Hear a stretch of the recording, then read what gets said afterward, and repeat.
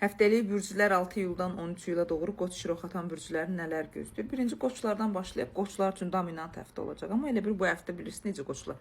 Sanki əkizlər bürcü kimi olacaqsınız. Tam hansı istiqamətdə özünüzü tamamlamaq, özünüzü yeniləməklə bağlı yarımçıda olacağınız bəzi məqamlar olacaq. Və bu həftə od ünsürləri sizlərə aiddir. Qoç şiroxatan bürclər. Şəxsi həyatı çox qarma-qarışıq yaşayacaqsınız və şəxsi həyata girməyə ümumiyyətlə istəmirəm. Bacarırsınızsa pul olaraq, maddiyyat olaraq kanallarınız aktivdir, pul, maddiyyat olaraq enerjinizi bərpa edə bilərsiniz və özünüzü qabağa çəkə bilərsiniz. Amma şəxsiyyətlə əlaqədar o qədər beyniniz qarışıq olacaq, qısıtlamalarınız olacaq, idarə istəyəcəksiniz, istədiyi cavabları istəyəcəksiniz, güvənsizliyi olacaq. Qoçlar, yəni keçmişin retro vəziyyəti gəlir, keçmişin olan yarımçıqları, keçmişin olan problemləri hamısı sizə axın formada gələcək və nəyi necə addım atacağınız, özünüzü hansı formada aktivləşdirəcəyinizlə bağlı ciddi bir problemdə olacaqsınız Qoçlar.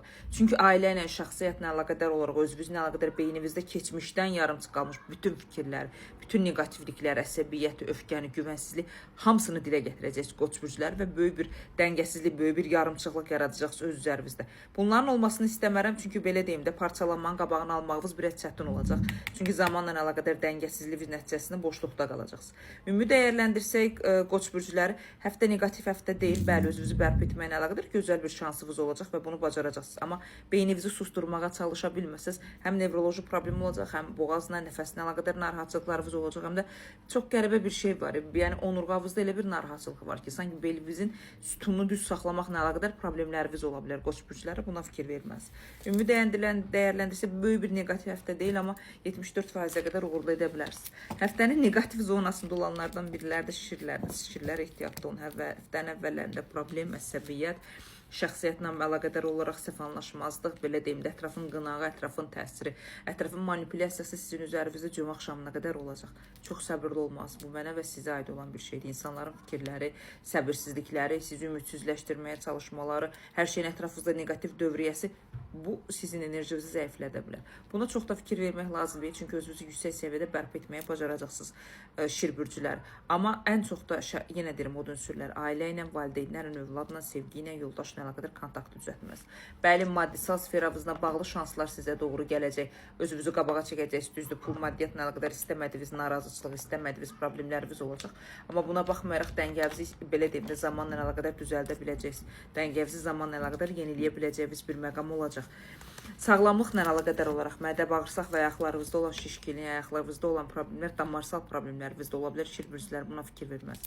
Bu həftənin mənası bilirsiniz nə? Oturub insanlarla danışmaz, oturub insanlarla içinizdə, daxilinizdə, maddiyyatınızda nə problem varsa hamısını belə deyim də ciddi bir şəkildə danışıb həll etməyə çalışmaz. Danışıb həll etməyi bacaracaqsınızmı? Əlbəttə bacaracaqsınız. Beyninizi susturmazsınız. Əks təqdirdə şir bürcülər hər şey kaşa vəziyyətində 69-73% arasında saxlayacaqsınız.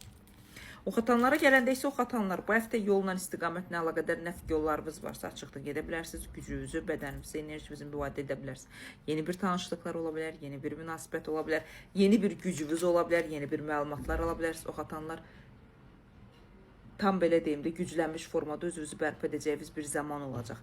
Və ən əsası pul, maddiyyatla əlaqədar çox güclü bir məqamda olacaqsınız. Belə deyim də, işlə əlaqədar yeni bir təkliflər, yeni bir fikirlər, yeni bir düşüncələr sizə yönləndirəcəklər və içərinizdə olan şübhələr, narahatçılıqlar o qədər çox onu biruzə verəcəksiniz ki, sanki belə deyim də, bir quyunun içərisində olacaqsınız, hey çırpınmağa çalışacaqsınız və dəngənizi sağlam şəkildə apara biləcəyinizi zamanla əlaqədar görmürəm. Gözəl həftədir, negativ həftə deyil. Beyniniz 3 bürcün içində də susmadığı üçün ən çox oxatanlar uzaqlaşın, özünüzü belə deyim də sakitləşdirin, təbiətlə, ailə ilə, belə deyim də planlarınızı qurmağa çalışın. Çünki məntiqinizlə hər şey zəncirvari güclü bir şəkildə apara biləcəyiniz bir enerjidə olacaqsınız və bu enerjinizdə mükəmməl şəkildə olacaq və bunu bərpa etməyə bacaracaqsınız. Ümumi dəyərləndirməyə çalışsaq oxatan bürcüləri